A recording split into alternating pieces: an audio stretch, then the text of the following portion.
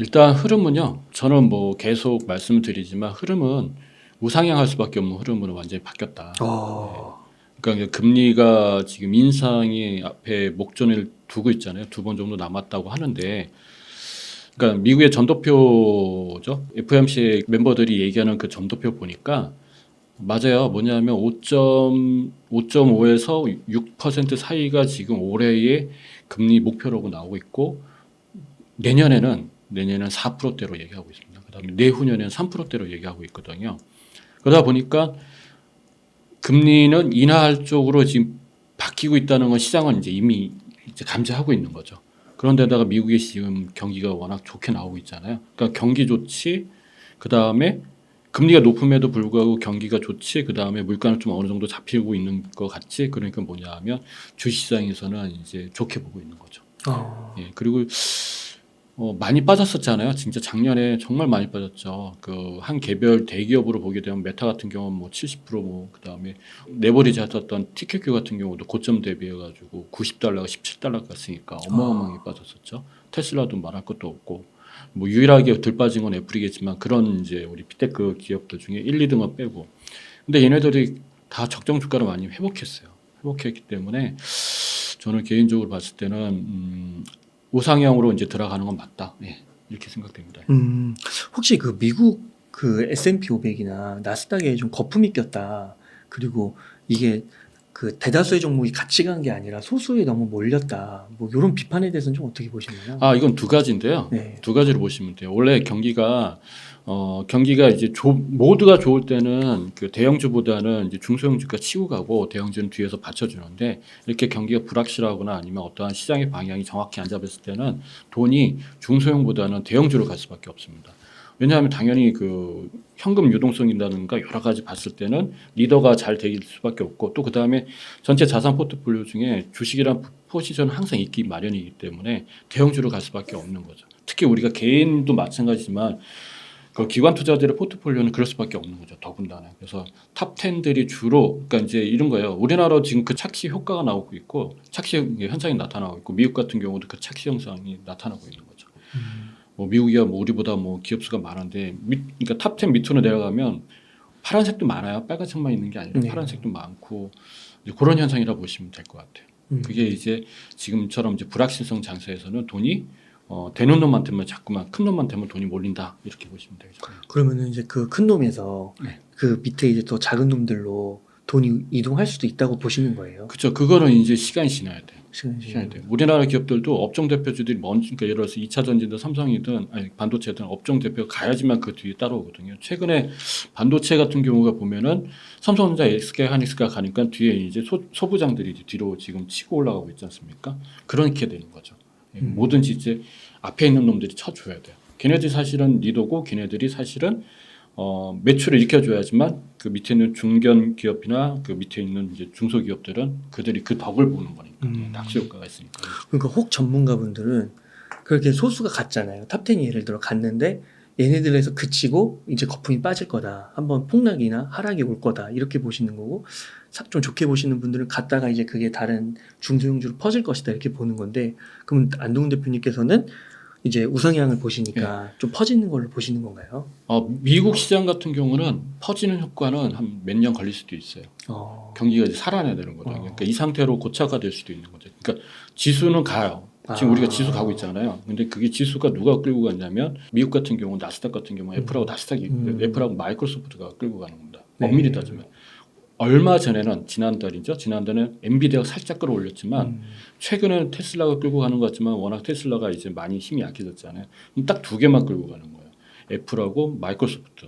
그거 보시면 아마존하고 구글 별로 안 올라가잖아요. 그죠? 그러니까 요게 요 둘만 끌고 가는 거기 때문에 앞으로 시장도 이런 식으로 갈 확률이 높죠. 아, 중견기업이나 중소기업은 좀 시간이 좀 필요합니다. 음, 근데 여기서 놀라운 사실은 여러분들 이제 우리 차트구들 많이 보실 줄 아시니까 간단하게 보시면 네이버 들어가셔 네이버 금융 들어가셔가지고 팁을 드리면 네이버 금융 들어가셔 증권 나오잖아요. 그러면 애플 딱 쳐보시면 이제 일봉, 주봉, 월봉도 나오지만 10년째 차트 나오거든요. 그럼 10년째 딱 클릭해 보시면 막 이렇게 모습이 있잖아요. 그거를 우리가 이제 추세선이라고 있어요. 추세선. 이게 추세선이란 뭐냐 하면 그 회사의 주가 흐름이 이렇게 가는 거는 추세선이 될 수가 없죠.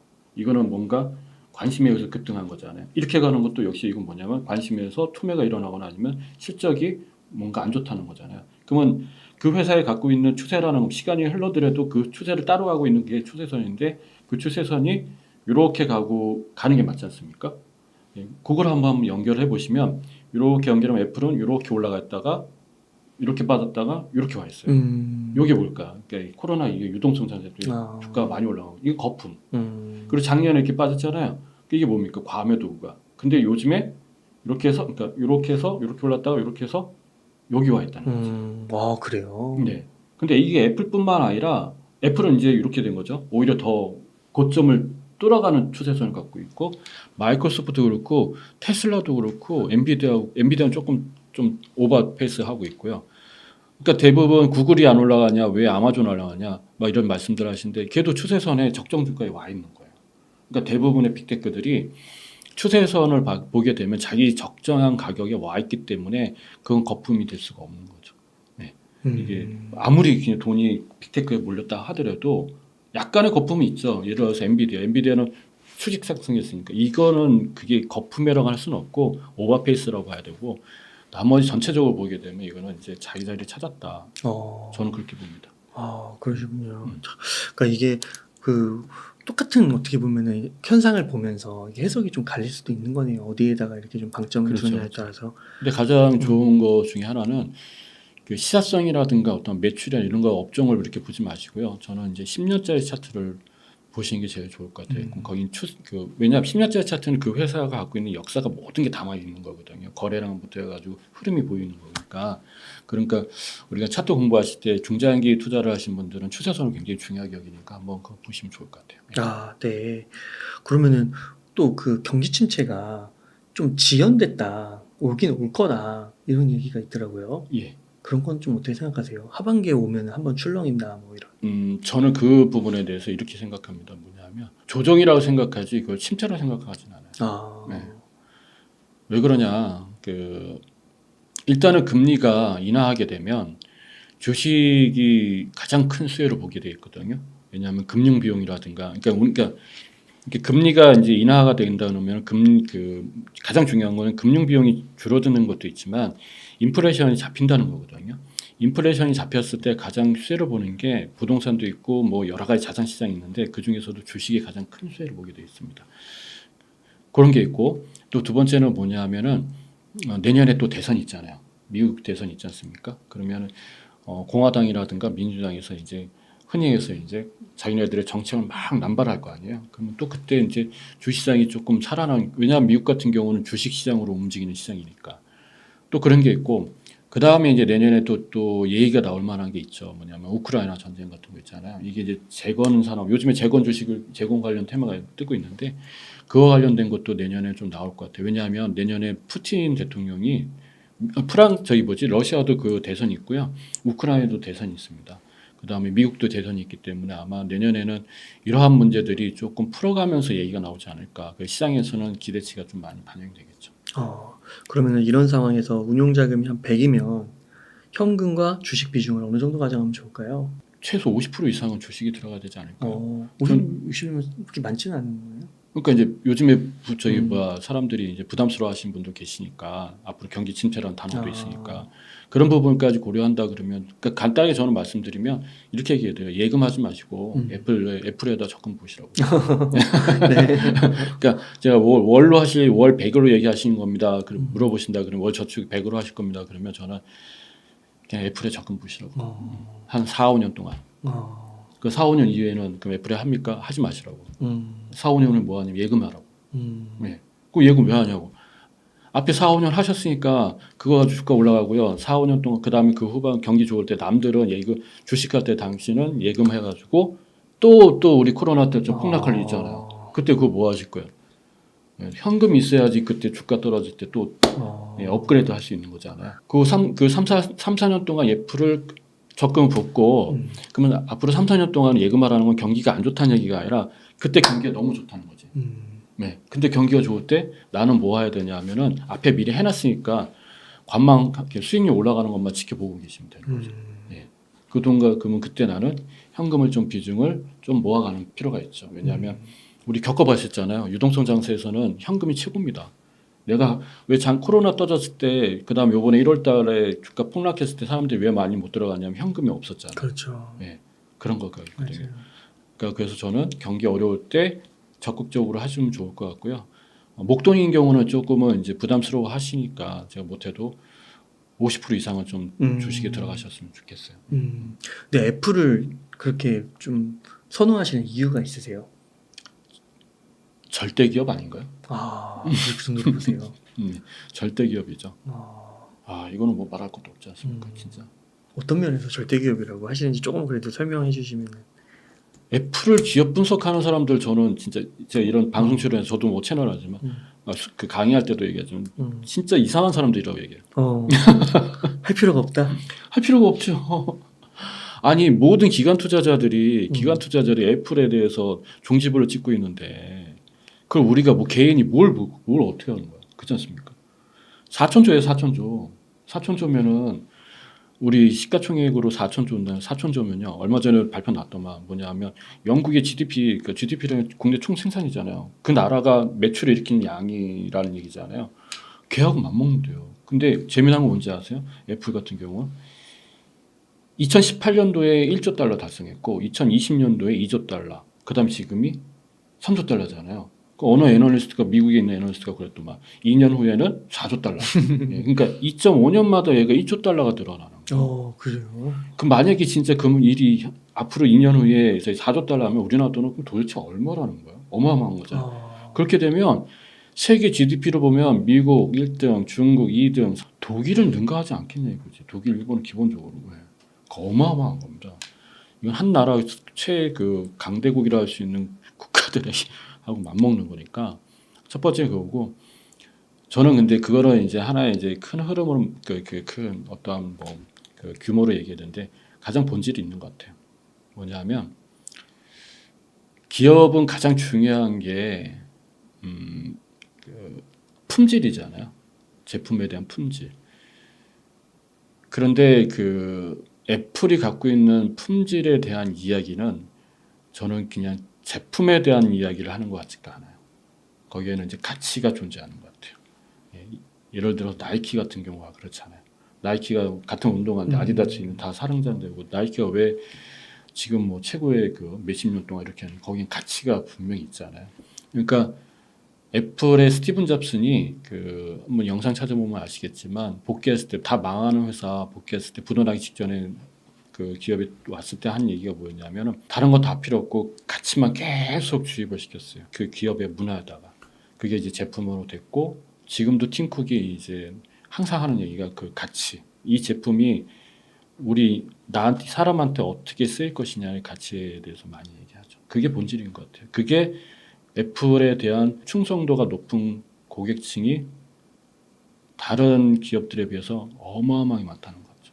이건 절대로 우리 유튜브 하시지만 아까 우리 충성 고객이라는 게 어마어마한 것 같아요. 아니 근데 만약 애플도 세계 1위라고 하지만 무너질 수도 있는 거잖아요. 그렇죠. 중장기적으로 보면 꼭 그게 좀 무너지지는 않을 것 같은데 누군가는 그걸 치고 나오겠죠. 그 순위 변경은 있겠죠. 애플이 한 10 몇 년 전부터 1등을 장악하고 걔도 왔고요. 그 다음에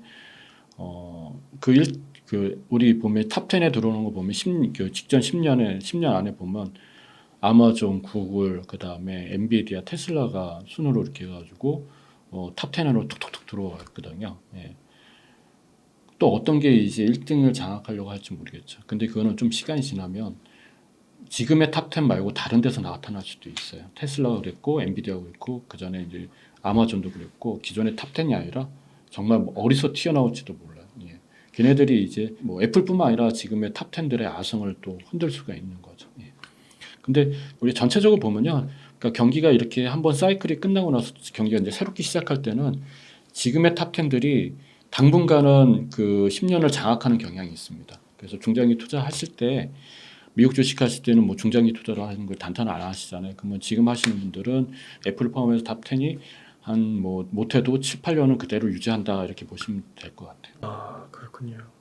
그러면은 애플과 탑10 외에 또 좋게 보시는 주식 있으실까요?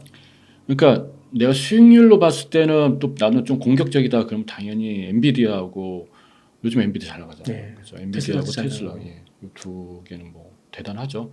근데 또 여기 명불허전 기업이 있어요. 찾아보시면 아시겠지만 지난 2, 30년 동안 탑5 안에서 벗어나지 않은 기업이 하나 있어요. 우리 대표님 뭘 것 같으세요? 버크셔 회사의 아니 그거 말고 아니에요. 마이크로소프트. 아, 네. 한때는 1등을 장악하다가 네. 지금은 뭐 애플한테 밀렸지만 어. 그래서 1, 2등 애플하고 마이크로소프트는 명불허전이죠. 이런 기업들은 갖고 계셔도 강남 아파트 사는 거하고 똑같은 효과를 보실 겁니다. 그러면 또 다른 거 없으세요? 마이크로소프트 말고. 저는 저 테슬라 좋아하거든요. 음. 테슬라 괜찮을 것 같아요. 테슬라도 좋고. 아. 테슬라는 호불호가 갈리죠. 네, 호불호가 갈리죠. 근데 테슬라는 아까 이제 1등을 누가 그러면은 애플의 1등을 그 아성을 무너뜨릴 수 있을까? 아니면 무너뜨리는 게 아니라 그 순위를 바뀔 수 있을까? 탑10 안에서 본다 그러면 탑10 안에서 본다 그러면 저는 테슬라가 될 확률이 매우 높다. 네. 왜냐하면 물론 쉽진 않을 거예요. 워낙 애플이 잘하니까. 그 대신 왜 그렇게 보고 있냐면 플랫폼이 달라요. 그러니까 기존의 시스템은 스마트폰이란 플랫폼에서 최강자가 됐고 절대적으로 아마존이나 구글이 이 플랫폼에서 이 플랫폼 없으면 그들이 성장할 수도 없고 아무 의미가 없잖아요. 그러니까 그 이 플랫폼이 굉장히 중요한 건데 그 새로운 플랫폼이 이제 스마트카지 않습니까? 그 스마트카의 플랫폼은 지금 현재로는 뭐냐면 테슬라가 그걸 장악하고 있으니까 선도하고 있으니까 저는 애플하고 대적할 수 있는 기업은 테슬라가 좀 되지 않을까 이렇게 됩니다. 그러면 지금 말씀해주신 게 주로 이제 빅테크들 위주로 말씀을 해주셨는데 약간 그런 거 있잖아요. 우리나라에서는 약간 대형주 이러면은 잘 움직이지도 않고 꾸준하게 우상향하는 것도 잘 모르겠고 정말 시간 오래 걸리는 것 같고. 근데 미국 빅테크들은 좀 차이가 있는 걸까요? 차이가 있죠. 어. 본질이 있어요. 아주 중요한 본질이 하나 있죠. 저는 이제 강의 때도 얘기해드리지만 미국 주식을 하실 때는 노후 대책이라든가 집 산다 생각하시고 하시면 좋고 한국 주식을 하실 때는 아쉽지만 경기 순환의 사이클을 타고 가셔야 된다. 아무리 삼성이라도 아무리 2차 전지라도 그러니까 팔아야지 이익이지 안 팔면 이익이 안 되는 게 우리나라 주식이거든요. 삼성부터 해서. 근데 미국 주식은 요번에 이제 유동성 자산 빼고 일반적으로 보면은 안 파는 게 이익입니다. 그 원인이 있어요. 원인이. 네. 원인은 뭐냐 하면 애플이든 미국 주식이 잘 나간 탑10들 보면은 주주 현황을 보시면 알 수 있어요. 1위부터 20위가 주주들이 다 펀드입니다. 자산운용사 특히 뱅가드라는 회사가 많이 하고 있거든요. 블랙록 이런데. 그렇죠. 필라델피아. 그다음 우리 QQQ 아시죠? 너무 유명한 QQQ나 스파이 같은 거, S&P 500 같은 이런 지수형 펀드들이 1등부터 20위에 각 포진돼 있어요. 엔비디아 있지 않습니까? 엔비디아에 젠슨왕이 어마어마하게 일을 잘하잖아요. 네. 지분이 얼마일 것 같으세요? 우리나라 상식으로 보면 뭐한 30%가 최소. 3%. 아 정말요? 3%도 3점 몇 프로밖에 안 돼요. 그렇구나. 그럼 1대 주주가 누구냐? 뱅가드. 아. 그러니까 다 얘네들이 다 저기예요. 그러면 1등부터 20등이 모여가지고 하는 얘기가 뭐겠어요? 펀드 애들은 무슨 얘기 하겠어요? 야, 주가 올려야 되는 거 아니야? 이런 얘기 하겠지.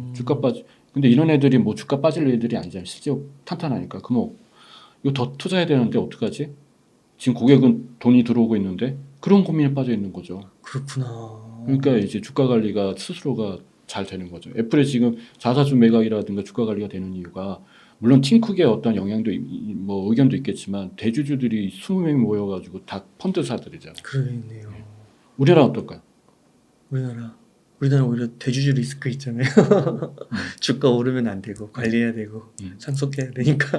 우리나라 중견기업들의 그 최대 대주주들의 지분 평균이 얼마인지 아세요? 코스닥 같은 경우 잘 모르겠어요. 48에서 50이에요. 그게 무조건 장점이 아닐 수도 있는 거군요. 그렇죠. 요번에 우리 작전 사건이 대표적으로 그거를 단적으로 보여준 거예요. 키움 그룹의 회장님이 왜 주식을 팔 수밖에 없는 이유가 뭐냐면 상속세 문제가 거기 결부되잖아요. 그러니까 주가가 올라가는 게 너무 많이 올라가는 게 너무 부담스러운 거죠. 그러니까 그들의 주가 관리는 펀드 매니저들이 주가 관리하는 거하고 우리 개인 대주주 창업주들이 주가 관리하는 거는 관점이 다르다는 거죠. 이 포인트를 보셔야 돼요. 와, 이거 너무 중요한 포인트 같은데요. 그러니까 이게 구조적으로 이미 짜여져 있는 상태에서 어떻게든지 수익을 내려고 그게 펀드 애들이 하는 목적이잖아요. 그 안간힘을 다한 그런 게 완전 둘이 다른 거니까 여기는 진짜 주식 그 증권회사 자산운용사들이 그냥 이해관계가 일치되잖아요. 그렇죠. 주주들하고 소액주주들하고. 근데 그렇죠. 여기는 이게 일치가 안 되는 상황이니까 그 엄청난 차이인데요. 예. 근데 그런 상황에서 약간 어떻게 보면 기울어진 평평하지 않은 운동장 속에서 막 어떻게든지 수익을 올리려고 하니까 그게 힘든 거고. 그렇죠. 우리가 아무리 좋아도 주가가 많이 올라가더라도 그 다음에 앞으로 실적이 아무리 좋고 그러더라도 이게 뭐 우리가 속된 얘기 배신감 많이 받는 맞아요. 하잖아요. 네. 한국 주식에서 계속 언론은 좋다고 하는데 나중에 보면 안 좋아졌네 이렇게 나오잖아요. 그러니까 장기 투자가 안 되는 이유가 바로 그런 거죠. 예. 물론 우리나라의 기업들 중에 코스닥이라든가 코스피 안에서도 장기 투자가 될 만한 기업들이 있어요. 있긴 있거든요. 그 진짜 장기 투자처럼 오고 있는 것도 있죠. 물론 이제 수익률이 좀 낮아서 그렇지 관심도 없고 사람들이. 하지만 관심 있는 기업들 같은 경우는 그래서 그 흔히 해서 뭐 옳고 그름을 떠나서 한국 주식, 그러니까 한국 주식이 그렇죠. 저는 한국 주식으로 단정하고 싶은 게 물론 대기업을 좀 봐야 돼요. 중소기업이야 뭐 그렇다 치더라도 대기업 같은 경우는 아쉽지만 한 번씩은 우리가 이익 실현도 해주고 그래야 되지 않겠냐라는 게 솔직히 요번에 많이 저도 오래 해봤지만 요번에 그 작전 사건을 보면서 역시 그런 거 같구나. 저도 좀 강의하면서도 한국 주식 오래 갖고 가십시오라고 하지만 요번 이제 그 사건 통해서 보면서도 어쩔 수 없다 대한민국. 그렇군요. 그러면 미국은 진짜 그 빅테크 위주로 그냥 정말로 그냥 강남 아파트 산다 생각하고 표현이 그렇게 말씀을 해주셨잖아요. 그런 생각으로 모아가도 괜찮다. 앞으로 한 3, 4년. 그렇죠. 전 세계가 ETF를 만들어내고 있잖아요. ETF 세상이잖아요. 지금은요. 그럼 네. ETF를 만들게 되면 각 나라마다 ETF 빅테크를 만들겠다. 그러면 또 걔네들이 그거 산다는 거죠. 그리고 잘 보시면 나중에 한번 조사해 보십시오. 애플 같은 경우나 이렇게 그렇구나. 빅테크 기업들 보면 뱅가드 안에 뱅가드가 또 있어요. 20위 안에. 네. 그러니까 돈이 넘쳐나는 거니까 또 사. 펀드 만들어서 또 사. 그리고 그러니까 어찌 보면 20위까지만 나왔지만 진짜 50위까지 보면 아마 거의 다 펀드 거를. 개인이 있을지 모르겠어. 근데 테슬라는 왜 그런지 아세요? 변동성이 왜 큰지 아세요? 아니요. 이제 감 잡으셨을 것 같아요. 테슬라는 아직 그 대주주 지분이 많아요. 그런 거죠. 그래요. 많습니다. 한번 조사해 보시면 많습니다. 그러니까 일론 머스크가 기관 투자자 입장 일론 머스크가 진짜 마음에 안 드는 거지. 그 툭하면 공매도 협박하잖아요. 근데 그 공매도 못 이기기도 하잖아요. 이게 사실은 이게 대주주가 그 기관 투자들한테 물량을 줄 때는 블록 딜로 하는 게 원칙이잖아요. 근데 우리 저희 머스크 형님은 어떤 식으로 하세요? 예고도 없이 장중에 그냥 내버리잖아요. 그냥. 그러면 좋아하겠습니까? 내가 받을 준비도 안 돼 있는데. 그런 거예요. 네, 엉뚱한 사람한테 가는 거잖아요. 그러니까 우리 머스크 형님은 기관이 싫은가 봐. 블록 딜을 하면 좋잖아요. 그러면 시장이 충격이 없고 소액주들도 그런가 보다 넘어가는데 시장에 던져버리고 개인들이 받든 누가 받든 니네가 받아라 딱 그러고 그럼 어떻게? 그거 되게 흥미로워. 저 처음 듣는데 그러면은 구조가 그러니까 그런 거죠. 그렇게 하는 이유가 너무 흥미로운 포인트라서 예. 인터뷰하면서 이제 처음 듣는 내용이라 예. 그러면 진짜 뭐 약간 그 일론 머스크 같은 경우는 네. 진짜 기관 투자자들하고 지금 싸움하듯이 네. 그 지분을 네. 또 그 다른 기업들처럼 똑같이 그런 구조로 되기 싫은 그런 게 좀 당분간 있는 싫다는 얘기겠죠. 거죠. 그러니까 트윗 할 때 보십시오. $100까지 떨어진 게 과연 그게 아시는지 모르겠는데 테슬라는 그 인버스도 있어요. 예. 아니 한 기업에 대한 인버스 ETF가 있다는 게 말이 안 되세요? 다른 기업은 없나요? 네? 다른 기업은 없어요? 다른 건 없죠. 제가 알기는 없는 걸로 알고 있는데 아니 말이 안 되잖아요. 기업에 인버스라 있는 게 업종은 있을 수 있다. 업종은 그죠. 그럼 뭐 그 하나 잡겠다는 얘기가 똑같지 않나? 근데 그렇게 한 상태인데도 시가총액을 이렇게 많이 높인 거예요. 그러니까 대단한 거죠. 그러니까 소액주주들이라든가 그러니까 기관 투자자들이 그게 어찌 보면 자기네들이 가질 수 있는 그게 쿠션이 부족하니까 그럴 수도 있는 거죠. 왜냐하면 지금 테슬라의 실적이라든가 이런 거 보면 지금 우리 슈퍼차이저라 급속 충전기 이런 거 있지 않습니까? 이거 다 내연 기관차들이 고개 숙인 거예요. 예, 이건 그리고 중국의 2차 전지도 다 미국으로 들어갔잖아요. 그러니까 다 누구를 위해서는 테슬라 위해서지 뭐. 왜냐하면 테슬라가 저가로 많이 쓰지 않습니까? 그렇지 않습니까? 또 미국인 자동차 회사들도 왜냐하면 전기차 가격 막 후려치는데 그럼 어떻게 하겠어? 그렇지 않습니까? 그러니까 저는 실적이 바탕이 되고 있는 상황이죠. 요번에 보면 나왔잖아요. 가격을 하락해더라도 뭐 어쨌든 간에 판매 대라가 뭐 많이 나왔다고 하더만. 예. 맞아요. 야, 그럼 진짜 일론 머스크가 조금 되게 또 대단해 보이네요. 또 다른 어떤 내용이 뭐 반론이 있을 수도 있을 것 같긴 한데. 근데 요즘엔 조용하지 않습니까? 음, 왜냐하면 작년에 음, 그 소액주주들이 일론 머스크에 대한 그 팬덤이라고 할까요? 어마어마하잖아요. 그죠. 근데 그걸 믿고 하신 것 같은데, 근데 이제 작년에 하도 $100까지 떨어지니까 결국은 뭐냐면 소액주주들 중에서도 이제 반기가 들은 거죠. 대표 가르자. 미움 가능하거든요. 예, 갈자. 예. 그래서 예전에 스티븐 잡슨이 쫓겨났지 않습니까? 그리고 나서부터는 조용하잖아요. 그래서 혹자는 머스크가 입 다물면 주가가 올라간다 이런 얘기하죠. 지금 6개월 동안 아무 말 없죠. 거의 그죠. 예. 그렇군요. 네. 근데 향후에는 테슬라가 지금처럼 할 수는 없죠. 예, 왜냐하면 이제 기업의 가치도 그렇고 잘 할 텐데 그러면 향후에 기관 투자자들하고 잘 협조를 할 겁니다. 당시 예전에 이 비슷한 사례가 애플에서 있었어요. 애플이 그 누구죠? 스티븐 잡슨하고 기관 투자자하고 좀 별로 안 좋았어요. 예, 왜냐하면 회사를 이끌어가라는 입장에서는 어쩔 수 없어요. 근데 팀 쿡이 되면서부터는 이제 팀 쿡의 이제 전략은 주주들 위해서 이렇게 바뀐 거죠. 저희 테슬라도 향후에 그렇게 되지 않을까. 그게 맞고 우리가 지금 많이 믿고 있죠. 저도 테슬라 좋아하는데 그렇게 가는 게 맞죠. 내가 너를 믿고 한 건 사실이지만 지금은 어느 정도 일정 시점이 되면 기업을 믿고 가는 거기 때문에 기업의 주가를 한 사람의 개인에 의해서 이렇게 올라갔다 내렸다 할 수는 없는 거죠. 그 우리나라 그 주식 그 기업들하고 좀 비교했을 때 이런 얘기도 있잖아요. 우리나라는 오너 체제라서 뭐 의사결정이 빠르고 진짜 뭐 반도체 공장 같은 거 지을 때도 막 수백 조 막 이런 것도 그냥 한 명이 결정하면 그냥 가는 거고 그런 거에 있어서의 효율성이 있지 않냐. 근데 미국은 그게 안 된다. CEO면은 임기가 정해져 있고 성과를 어느 정도 달성한 다음에 스톡옵션 받고 또 나가야 되고 그래서 그런 게 좀 이해상충이 안 맞는다. 뭐 이런 부분 좀 어떻게 생각하세요?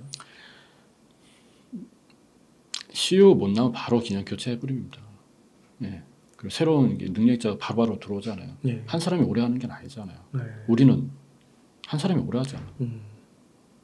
교체가 안 되잖아. 네. 못해도 교체가 안 되고. 그런 거 많이 볼 수 있지 않습니까? 그룹에 보면 못해도 교체할 수가 없으니까 전문 CEO가 할 수 있는 부분이 있고 그 다음에 이제 재벌에 해줘야 될 부분들이 있잖아요. 근데 그걸 다 양쪽을 다 잡고 있으면 안 되잖아요. 근데 이거를 분리해서 있는 기업들 아니면 내가 대주주지만은 지분도 많지만 이 부분에 대해서 내가 좀 뒤로 빠져 있는 그런 재벌들도 있을 거고 그걸 보면은 딱 보면 아실 거예요. 예. 그게 조금은 우리가 그거 저 전문 CEO 가지고 얘기하는 건 말이 안 된다고 봐요. 우리나라 전문 CEO 가지고 잘 나간 기업도 얼마 많은데요. 예. 그렇지 않습니까? 그죠? 못하면 바로 교체하면 되지. 전문 CEO로 좀 이렇게 가는 게 나쁘지 않다. 그렇죠. 물론 이제 중요한 결정권은 당연히 이제 해주면 좋죠. 근데 이제 중요한 건 뭐냐면은 이제 대한민국 그게 아니잖아요. 지금 우리 대표님 질문하신 거는 대기업들에서 얘기하시는 거잖아요. 중소기업은 당연히 그들의 주도권에 의해서 빨리빨리 가야 되고 테슬라가 그런 모습이니까. 근데 대기업들 같은 경우 물론 그것도 중요한데 결정이 중요한데 주주 친화적인 것도 같이 고려를 하셔야죠. 그게 이제 우리가 얘기하는 주식시장의 건전성이라든가 아니면 또 성숙된 그런 거고 그래야지 우리도 또 안 팔고 그냥 갖고 있지. 그렇군요. 지금까지 좀 미국 주식 얘기해 주셨는데 혹시 뭐 한국 주식에 대해서도 좀 뭐 괜찮게 보시거나 뭐 이슈나 뭐 이런 게 좀 있으실까요? 관심 갖고 계시는? 저는 올해 가장 많이 상반기부터 많이 말씀드렸던 건 반도체가 맞고요. 네. 예, 반도체는 계속해서 갈 것 같아요. 그리고 삼성전자 바닥에서 많이 올라왔더라고요. 예, 한 30% 가량 올라왔는데 더 갈 수도 있다고 보세요. 그렇죠. 저는 이제 왜냐하면 지금은 4차 산업의 핵심이 산업의 이제 반도체인데 또 반도체는 사이클이요. 경기 사이클보다는 앞서서 움직이는 경향이 있습니다. 그래서 먼저 얘가 이제 바닥을 치면 그 이후에는 이제 경기도 바닥 치면 그러니까 먼저 바닥 치고 올라간다. 그럼 얘도 이렇게 올라가기 때문에 경기가 살아나야지만 반도체가 살아나는 건 아니고요. 바닥일 때 우리가 담아야지만 경기가 좋을 때 이게 실적으로 표현되기 때문에 그때 주가가 많이 올라가겠죠. 그래서 지금이 담을 때. 그렇죠. 그래서 올 상반기 외국 기관 투자가 적자, 그러니까 우리 매출이 많은데도 막 엄청 했잖아요. 사죠. 그 요즘 기관들이 사더만. 음. 예. 그래서 지금이 반도체 시장은 지금 맞는 것 같아요. 그리고 저거 있지 않습니까? 공장도 많이 짓고 있잖아요. 네. 예. 그러니까 전체적으로 소부장까지 다 연결되는 거죠. 요즘에 소부장도 다 올라가잖아요. 네. 그래서 반도체 업종 괜찮을 것 같고 요즘에 핫한 2차 전지도 마찬가지겠죠. 2차 전지야 워낙 많이 올라서 그렇지만 또 크게 보면은 이제 조정받을 때마다 살 수 있는 사도 상관없는 기업들이 많으니까 물론 이제 대장주로 가야 되겠죠. 왜냐하면 이런 것도 있어요. 하도 2차 전지가 핫하니까 뭐 그냥 2차 전지만 한다 그러면 다 올라가는 중소기업도 많더라고요. 예, 그런 것만 옥석 가르시고 대장주들을 중심으로 하시는 게 좋습니다. 그래서 반도체하고 2차 전지는 계속해서 모아가는 거. 그러니까 2차 전지는 진짜 좀 이렇게 너무 급등했을 때 사면 또 예. 그만큼 또 변동할 수 있으니까. 네. 하지만 좀 장기적으로 뭐 한 네. 2, 3년 보면은 네. 좋다고 보시는 그렇죠. 거죠. 조정이 있으면 좋은 거죠. 아, 그 다음에 이제 안 간 게 있어요. 요즘에 순환매 형태로 가고 있기 때문에 안 간 게 있어요. 네이버, 카카오. 아 얘네는 별로 요즘에 관심들이 거의, 없으시죠? 예, 잊혀진 예. 것 같아요. 그죠? 근데 이제 하반기에 또 관심이 있게 될 것 같아요. 왜요?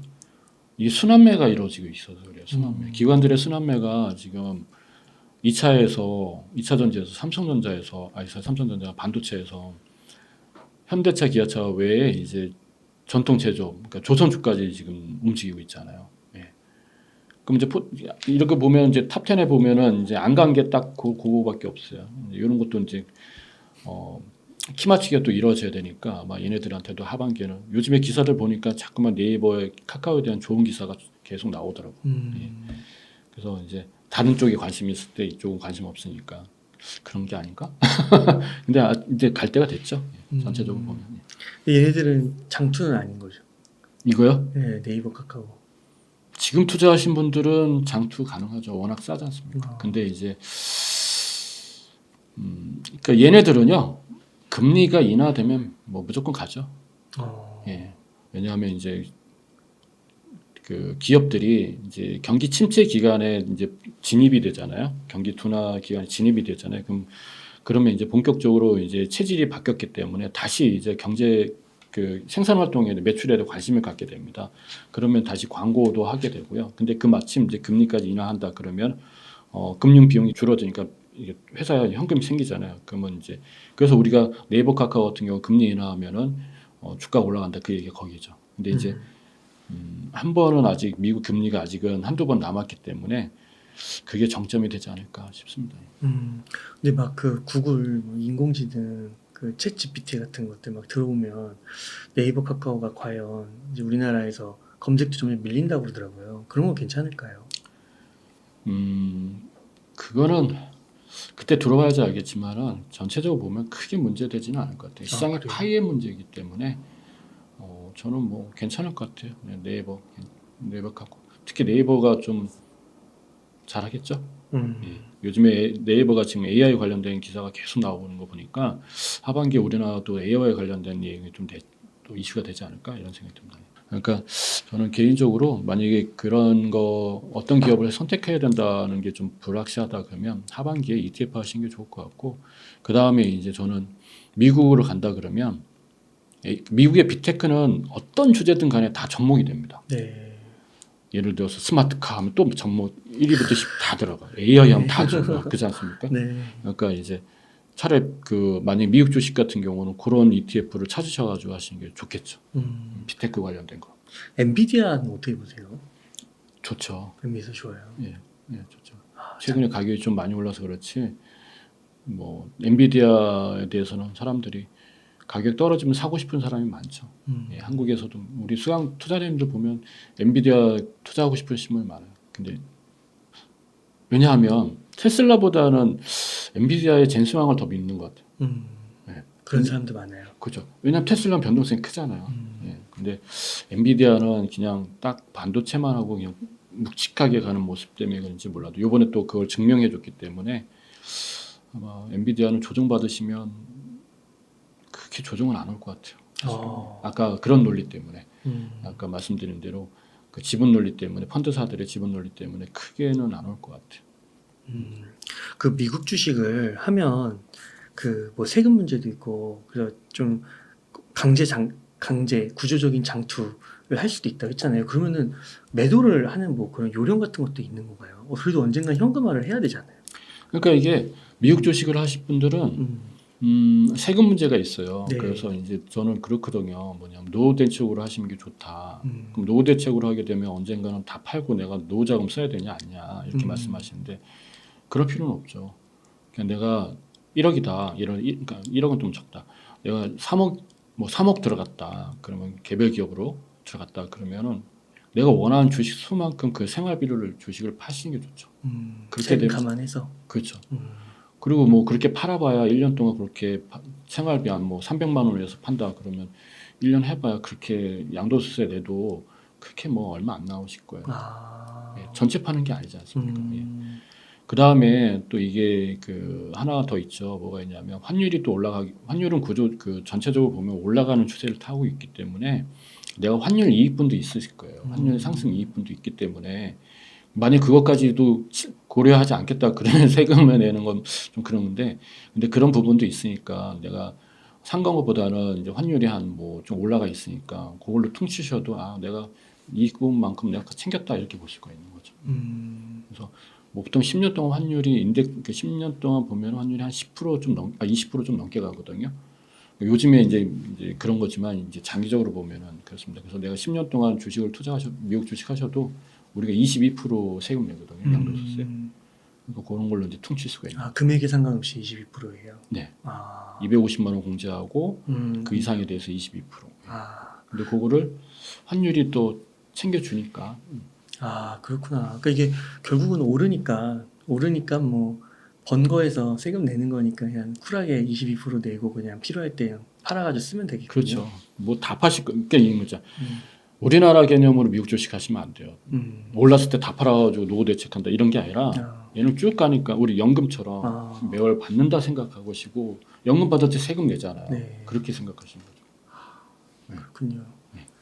네, 감사합니다. 대표님 그러면 만약 지금 한 1억 정도 여윳돈이 있다고 하시면은 어떻게 투자를 하시겠나요? 포트폴리오요. 네. 저는 미국 주식으로 이제 많이 말씀드리는데 네. 저는 한 70% 이제 월로 하는 거라면 100% 가도 상관없을 것 같고요. 저는 이제 개인적으로 이제 1억이다. 그럼 70%는 이제 미국 주식을 좀 적극적으로 하셨으면 좋겠고요. 30%는 그냥 달러로 갖고 있으시라고 많이 드려요. 이게 이제 왜냐하면 전체 그 수익률을 측면을 보면 1억에 대한 수익률을 보셔야지 개별 기업의 수익률을 보시는 게 아니거든요. 우리가 자산 관리를 할 때.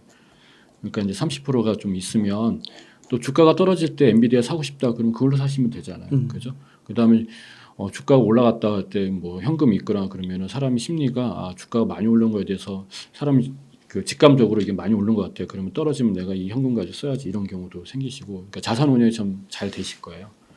그래서 불안감 심리도 없으시고 그래서 저는 1억이 있다 그러면 70%는 미국 주식으로 비테크 하셔도 되고요. 그다음에 자신 없으시면 ETF 하시면 되죠. 네. 환율 1,300원인데 괜찮아요. 지금으로서는 1,300원이 맞을 수가 있죠. 예, 금리 인상이 남아있기 때문에 근데 이제 금리 인하가 되면 이건 말씀드릴게요. 금리가 인하되면 경기와 상관없이 아무 생각하지 마시고 주식 투자하셔야 돼요. 역사적으로 금리 인하는요. 그 당시에 경기가 좋고 나쁘고를 그거 논하지 마시고 금리가 인하되는 순간에는 아무 생각 없이 진짜 주식 투자하셔야 돼요. 물론 이제 한국도 마찬가지입니다. 대장주 위주로. 네. 그렇게 되어 있습니다. 네. 네. 그렇기 때문에 환율도 금리가 인하되면 환율도 확 떨어질 거예요. 그러니까 막 그런 분 있잖아요. 환율 역사적 평균은 뭐 1,100원에서 1,200원 사이다. 그때까지 기다려야 된다. 그때 기다리면 미국 주식 많이 올라가야 되니까. 그렇게 하면 안 돼요. 1,300원 지금도 여윳돈 생기면 예. 과감하게. 예. 근데 갖고 있다가 환전하셨다가 미국 주가가 좀 조정을 받으면 그 환전한 걸 들어가시면 되죠. 미국 주식은 환율 가지고 고민하셨다가는 큰일 납니다. 왜냐하면 환율이 떨어지잖아요. 그럼 경기가 살아난다는 거기 때문에 미국 애들은 살아나면 확 올라간단 말이에요. 그러면 우리가 요거 뭐라고 하죠? 소탐대시라고 하네요. 그 일이 발생할 수 있어요. 그냥 사는 거군요. 네. 감사합니다. 네. 그럼 대표님 끝으로 시청자님들께 하고 싶으신 말씀, 강조하고 싶으신 말씀 일단 부탁드릴게요. 요즘에 이제 주식시장이 되게 좋은데요. 좋은데 저는 개인적으로 하반기에는 좀 소강 상태로 가지 않을까, 조정이나 소강 상태로 가지 않을까. 그랬으면 좋겠고요, 사실은. 왜냐하면 새로운 자금들한테는 되게 불리한 가격이거든요, 높은 가격이고 또 그 다음에 너무 높으면 골드 깊거든요. 그래서 조정이 있어야지만은 또 다른 그 상승을 이제 준비할 수 있기 때문에 그런 부분으로 좀 갔으면 좋겠는데 하반기에는 그런 일이 나올 수 있을 것 같아요. 그래서 제가 왜 이런 말씀드리냐면 조정이 온다 하더라도 크게 흔들리지 마셔라 이런 말씀을 드리는 겁니다. 그래서 경기 침체 그거는 이미 침체 구간에 들어간 상태이기 때문에 큰 문제가 되지는 않을 것 같아요. 이제 요즘에 보셨잖아요. 주가 움직임하고 경기하고는 다르다. 이거 이분법적으로 보시면 좋을 것 같습니다. 네, 감사합니다. 이렇게 해서 유튜브 채널 안동훈의 YG 스톡의 안동훈 대표님을 모시고 이야기를 나눠봤습니다. 긴 시간 동안 유익한 인사이트 많이 나눠주셔서 감사의 말씀드립니다. 오늘 고생 많으셨습니다. 고맙습니다. 예.